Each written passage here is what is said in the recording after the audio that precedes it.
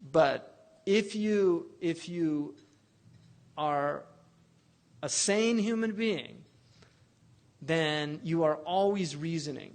You're either doing it well or you're doing it poorly, but you are definitely reasoning. The heart has reasons that the head has no knowledge of. But if you fall in love, you get married, people say love is irrational. It's definitely got some irrational components, but there's a reason why you get married. There's a reason why most people love for reasons. They fall in love with their beauty, their goodness. In fact, they say about the Prophet ﷺ that the reason why you learn the shama'il is because attraction to the beautiful qualities of a person is one of the reasons that love is cultivated.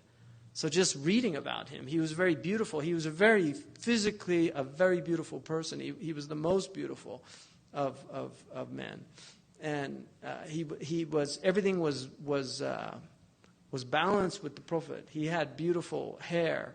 He had very wavy black hair. It wasn't curly, it wasn't straight, because everything about him is balanced. So even his hair was balanced. It wasn't straight and it wasn't curly. The extremes. Those are two extremes of hair. You have curly hair, you have straight hair. His was right in the middle of those two extremes. He had wavy hair, parted in the middle. It went sometimes to the bottom of the earlobe, sometimes to his shoulders. He had a very, very beautiful complexion. They said it was like the moon. And I asked one of my teachers, we were watching a harvest moon rise, and it was that beautiful color that's not white, it's off-white. It's like a wheat color. And I said, is that the color they meant? He said, that's the color they meant. It's not, because he lam yakun amhaq. He was not pasty white, like the moon when it's right up on the sky. No, he had a reddish tint to his complexion. He had beautiful eyes. He had very, very white. His whites, what they call, ophthalmologists in America call happy eyes. Very white. He had very, very white. The whites of his eyes were very white. And then he had very striking dark eyes that were penetrating. He had a beautiful aquiline nose, which is an aristocratic nose in many, many cultures. An aquiline nose is seen as a beautiful nose. And one of the reasons that's called aquiline is because it's aqna in Arabic, but in English they call it aquiline because it's like the akila, the eagle. An eagle has a very beautiful. I once saw an eagle perched on a fence outside my house, and I just watched it for a little while, and I realized the eagle completely is aware that it's an eagle.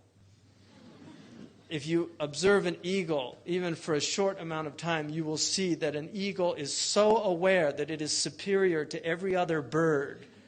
And the way it just looks around like, I am not afraid of anybody or anything. It's just got this amazing. And so the Arabs love eagles, and they name their children after them. And they're very, very noble birds, but they have these beautiful aquiline beak. And the Prophet ﷺ had a beautiful forehead. And he had he had broad shoulders, he was very strong. And he had a very small, light hair that went down.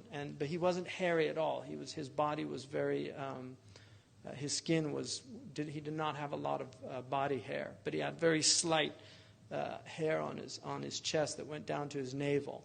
Very strong legs. He had strong hands. He walked in a very distinct way. Those are all qualities that if you study them, it actually makes you want to see him. I want to see that. I want to experience that. And then they describe how he spoke and the mellifluous nature of his speech. It was when people listened to him, they were enraptured. And when he spoke, it was like birds perched on their heads. It was as if there were birds perched on their heads. They were just so intent to hear what he had to say. But the reason that they describe that is because that's one of the reasons that you love a person, for physical beauty. And then you love them also for their character. And that's another reason. But the main reason that people love is because of ihsan, when people do good to you.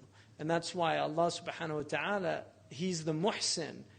I mean, He's constantly doing good to us, and that should engender love in you. And so love has reasons. There are reasons why we love. It's a rational thing as well.